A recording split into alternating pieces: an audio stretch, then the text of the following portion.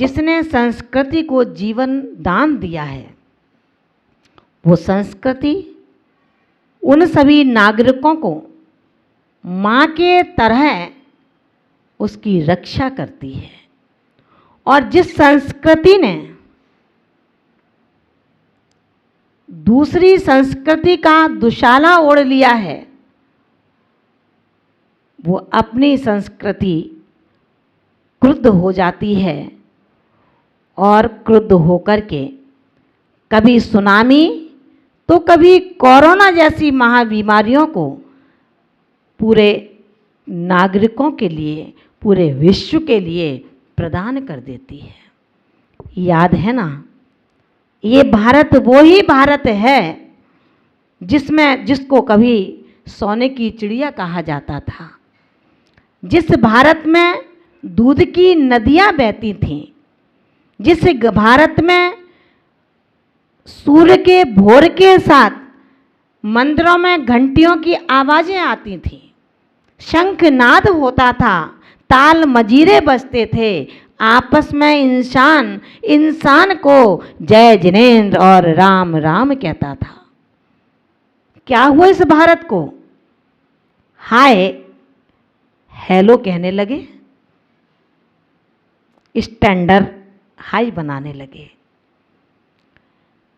रे जैन शासन के श्राप को ध्यान रखना, अगर युग जिंदा है तो सिर्फ जैन धर्म से जिंदा है, युग जिंदा है तो हिंदू धर्म से जिंदा है, युग जिंदा है तो इन धर्म संप्रदायों से जिंदा है। इन धर्म संप्रदायों को, इन धर्मों को हंसी के माहौल में उठा करके फेंकने का किंचित भी दुस्साहस न करें। आज इतनी पाश्चात्य संस्कृति की स्थिति बन गई कि जिन पशुधन के माध्यम से परिवारों का पोषण होता था, आजीविका चलती थी, उन पशुओं को प्रातःकाल चारा डालने की जगह, उन पशुओं के देह को धोने की जगह उनकी नृशंस हत्या कर दी जाती है। सूर्य निकल भी नहीं पाता। और आपको हैरत होगी, एक नहीं, दो नहीं, लाखों लाखों जीवों को निर्दयता पूर्वक निर्मम हत्या करके फिर भी उन हत्यारों को शांति नहीं मिलती। उन दीन मूक पशुओं की आंखें खुली की खुली रहती हैं। कोई तो उनको प्राणदान देने वाला एक देवता पैदा हो जाए। केवल मंच के उद्बोधन से जैन संस्कृति, भारतीय संस्कृति को हम बचा लें, ये कदापि संभव नहीं है। आज पूरे विश्व में जो त्राही त्राही मची है, लोग प्राणों के लिए यत्र तत्र छिप रहे हैं, एक दूसरे से मिल नहीं पा रहे हैं, भक्त गुरुओं के चरणों में नहीं जा पा रहे, गुरु भक्तों को नहीं बुला पा रहे, भाई भाई से नहीं मिल पा रहा, जिनके बच्चे दूर हैं वो दूर हैं। ऐसे में माता पिता की स्थिति आखिर क्या होती होगी? विचार करें। जिस घर के अंदर निर्मम हत्याएं की जाएंगी, वो घर कभी सुखी, संपन्न, आरोग्य नहीं हो सकता। हम विचार करें, क्यों हम मांस की लोलुपता रखते हैं? क्यों हम चमड़े से अपने पैरों की सुरक्षा करते हैं? ज्ञानी आत्मा सुरक्षा के लिए जूते चप्पल का उपयोग करे, लेकिन जूते चप्पल चमड़े के ही हों, ऐसा उपयोग नहीं होना चाहिए। जितने भी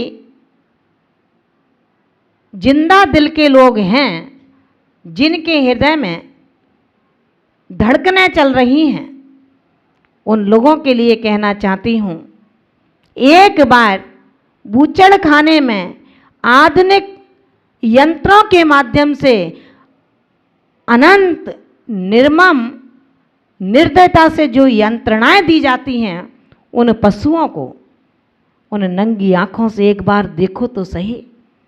दुनिया भर देखने जाते हो, अजायब घर देखने जाते हो, स्वर्ण मंदिर देखने जाते हो, कुतुब मीनार देखने जाते हो, तो कभी आगरा का ताजमहल देखते हो? रे भक्तों, कभी जाकर के बूचड़ खाने में भी देखो। तुम्हारी ख्वाहिशों की पूरी करने के लिए वो नृशंस हत्यारे कठोर पाषाण दिल के होते हैं, जो हमारे मूक पशुओं को मौत के घाट भोर पे होने से पहले ही उतार देते हैं।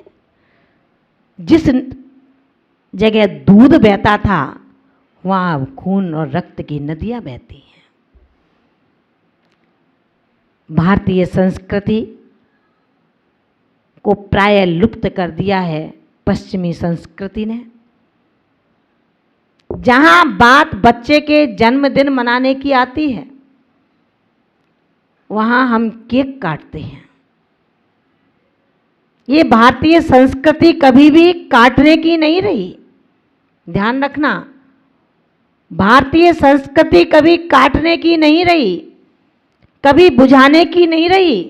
भारतीय संस्कृति तो हमेशा अपने वात्सल्य को बांटने की रही है। जो बटा है, जो कटा है, जो टूटा है, उसको जोड़ने की रही है। और यही कारण है, यहाँ काटने के लिए नहीं, बूंदी को छांटा जाता है, वात्सल्य की चाशनी में डाला जाता है और उसको सब बूंदियों को जोड़ करके एक लड्डू बना दिया जाता है। भारतीय विधा काटने की शिक्षा नहीं देती।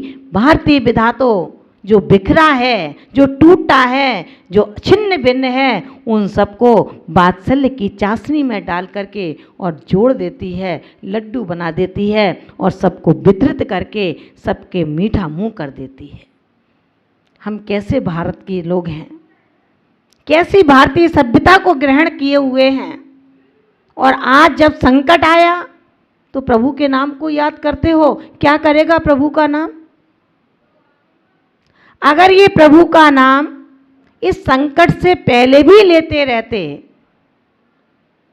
तो शायद कबीरदास जी को कहना नहीं पड़ता, दुख में सुमिरन सब करें, सुख में करे न कोई। और जो सुख में सुमिरन करे तो दुख काहे को होए। जिनको धर्म के बारे में ज्ञान नहीं है, जो अपने धर्म गुरुओं को नहीं जानते, उनकी शक्ति को नहीं पहचानते, अगर वो लोग ऐसा काम करते हैं तो फिर भी चलता है। लेकिन हे भारत के वासियों, आपको तो धर्म गुरु भी मिले हैं, आपको उनका उपदेश भी मिला है। और जाने दीजिए, आपको तो साक्षात तीर्थंकर की वाणी, जो जिनवाणी के रूप में हमें मिली है। इतना सब कुछ मिलने के बाद आपने उन विदेशियों की मित्रता कर ली। जो वो खा रहे हैं वो आप खाओगे, जो वो पहन रहे हैं वो आप पहनोगे, जैसे वो चल रहे हैं वो आप करोगे। और यही कारण है जो आज अपने भारत के अंदर युवा और युवती वैवाहिक बंधन में बनते हैं। जब तक मन मिलता है साथ साथ रहते हैं, और मन हटता है तो हम उनको अपना फरमान सुना देते हैं कि अब मुझे डिवोर्स चाहिए। ये भारत का एक बहुत बड़ा सकून था कि धर्म पत्नी कहीं मिलती है तो सिर्फ भारत में मिलती है, और कर्म पत्नियां विदेशों में होती हैं। जब मन आया, जिसका मन आया उसको अपनी डार्लिंग बना लिया, जब मन आया उसको कचरे की तरफ फेंक दिया। ये भारत में नहीं था। हे भारत के नौजवानों, मैं आपसे यही कहना चाहती हूँ, एक बार को शादी ना हो कोई चिंता नहीं है, लेकिन धर्म की बर्बादी ना हो इसकी चिंता जरूर करना, क्योंकि तुम्हारे जीवन में शादी नहीं धर्म काम आएगा। अगर धर्म से, जाति से, समाज से संबंध रख करके आपने इस गृहस्थ धर्म की परंपरा को निभाया है, फिर भी आप धर्म से जुड़े हैं। क्योंकि जैन दर्शन में 2 मार्ग बताए हैं, एक यति मार्ग और एक गृहस्थ मार्ग। वो गृहस्थ मार्ग जो अपने 6 आवश्यकों को पूरा करता है, वो गृहस्थ मार्ग नहीं जो अय्यासी में रहता है। 1 बजे उसकी रात्रि होती हो और दोपहर को 11 बजे उसका सूर्य उदय होता हो, वो गृहस्थ मार्ग नहीं है। हमारे युवाओं को धर्म के साथ जुड़ करके अपने व्यापार को बढ़ाना चाहिए। आप उद्योगपति बनना चाहिए। आप अपने इस कंपनियों को खोलें, अपने ऐसे उद्योगों को खोलें ताकि आप उनके नौकर बनकर उनके तलवे ना चाटें, वरन उनको अपने यहाँ पर नौकरी दें। आप वैश्य हैं, क्षत्रिय हैं, आपका काम किसी दूसरे के यहाँ नौकरी करना नहीं है। आपको यहाँ काम किसी दूसरों को नौकर बना करके उनको आजीविका देना है। इन डिग्रियों को लेने से क्या मतलब हुआ, जिसमें लाखों रुपए खर्च कर दिए और धर्म से भी छूट गए, अपने देश से भी छूट गए, माता पिता से भी छूट गए और जाति समाज से भी बहिष्कृत हो गए। आप मानते हैं पैसा आपको इज्जत नहीं देता, आपका सुंदर रूप आपको इज्जत नहीं देता। पैसा और सुंदर रूप के साथ जब धर्म, समाज और जाति होती है तो सोने में सुहागा होता है, वो ही सदग्रस्त कहलाता है, सज्जातित्व कहलाता है, वही दीक्षा का पात्र होता है, परिव्राजक बनता है। जो परिव्राजक बनता है वही सुरेंद्र पने को प्राप्त होता है, जो सुरेंद्र पने को प्राप्त होता है वही चक्रवर्ती पद को प्राप्त होता है। चक्रवर्ती कालांतर में कभी तीर्थंकर बनता है और तीर्थंकर बनने के बाद निर्वाण अवस्था को प्राप्त कर लेता है। रे श्राप को केवल इतनी बात का ध्यान देना, वास्तव में अपनी आत्मा को पतित नहीं करना चाहते हो तो अपने भाइयों से लड़ाई मत करना। जो अपने भाइयों से नहीं बोलते वो अपने भाइयों को गले लगा लेना। ये भाई तुम्हें द्वारा नहीं मिलेगा, जबकि अभी संसार में तुम्हें भाई की आवश्यकता पड़ेगी। सम्मत लेना भाई की, चाहे बैर हो, भोजन करना माँ से, चाहे जहर हो। पत्नी लेना पतिव्रता, चाहे बेनूर हो। रास्ता चलना भली, चाहे देर हो। मत भूलना अपने अधिकार क्षेत्र को। 2 दिन की जिंदगी में शौहर और सौरभता को बिखेर करके जाना। लोग ये नहीं कहें चलो अच्छा हुआ चला गया, एक संकट मिट गया। लोग ये कहें ऐसा व्यक्ति अब कहाँ मिलेगा, तुम्हारे जाने के बाद भी तुमसे मिलने के लिए उसकी आंखें छलक छलक करती हों। हमें अपने संपूर्ण जीवन अवशेष काल में अगर अभी तक हमने भारतीय संस्कृति को नहीं पहचान पाया तो आप समझ जाएं, दीपावली आ रही है। सारे त्यौहार कैसे निकले हैं, चातुर्मास कैसे निकले हैं, पर्वराज पर्यूषण पर्व कैसे निकले हैं। क्या आपने अपनी ज़िंदगी में कभी ऐसे दुर्दिन देखे थे? एक एक दिन का व्यक्ति मिलने पर समझता है कि आज का दिन मैंने जीत लिया, कल का जीत पाऊंगा या नहीं। मैं फिर आपसे कहना चाहती हूँ, आप अपने परिणामों को वंचक परिणामों से हटाएं। किसी दूसरे को छलें नहीं, छलिया स्वभावी ना बनें, चापलूसी ना करें, वाक चातुर्यता ना रखें, बड़े सहज बनें। किसी दूसरे की रक्षा करने का अवसर आए तो पीछे ना हटें, और किसी की निंदा बुराई मारने का अवसर आए तो आपके हाथ लूले हो जाएं, पैर लंगड़े हो जाएं, दृष्टि अंधहीन हो जाए, कर्ण आवाज रहित हो जाएं, रसना गूंगी हो जाए। और जब किसी की सहायता का नंबर आए तो अपाहिज भी बैसाखियों के सहारे से दौड़कर उसके पास जाए, उसकी रक्षा करे। तो मेरा मानना ये है, ये भारत नहीं, हम पहले अपने अपने घर को सुधारें, भारत की चर्चा ना करें। अपने अपने घर को हम अगर संभाल लेंगे तो सच मानना, एक घर से 10 घर सुधरते हैं, एक व्यक्ति से 10 व्यक्ति सुधरते हैं। अगर अध्ययन काल में आपने देखा होगा कि जब पढ़ने वाले विद्यार्थी हॉस्टल में रहते हैं या ट्यूशन पढ़ते हैं तो वहाँ जाते हैं और देखते हैं कि एक हमारे क्लास में पढ़ने वाले विद्यार्थी ने अपना पूरा होमवर्क किया है और उसे लर्न भी किया है। ऐसे बच्चों को देखकर दूसरे बच्चे तैयार हो जाते हैं कि जब ये कर सकता है तो आज से मैं भी करूँगा। यदि अपने साधु जीवन में हम देखते हैं कि जब घर से कोई साधिका बनने का मन बना करके कोई छोटी कन्या आती है, कोई छोटा युवा आता है, वो समझता है कि ये महाराज माता जी तो रात में 2 बजे 3 बजे 2:30 बजे 1 बजे उठ करके बैठ जाते हैं, भैया मैं क्या करूँगा, मुझे तो बहुत लज्जा आएगी। लेकिन वो ही युवा युवती उनको देख देख करके जो गहरी निद्रा में सोते थे, आज ना 1:30 बजे का ध्यान रखते हैं, ना 2:30 बजे का ध्यान रखते हैं। तो एक को देखकर दूसरा आगे बढ़ता है।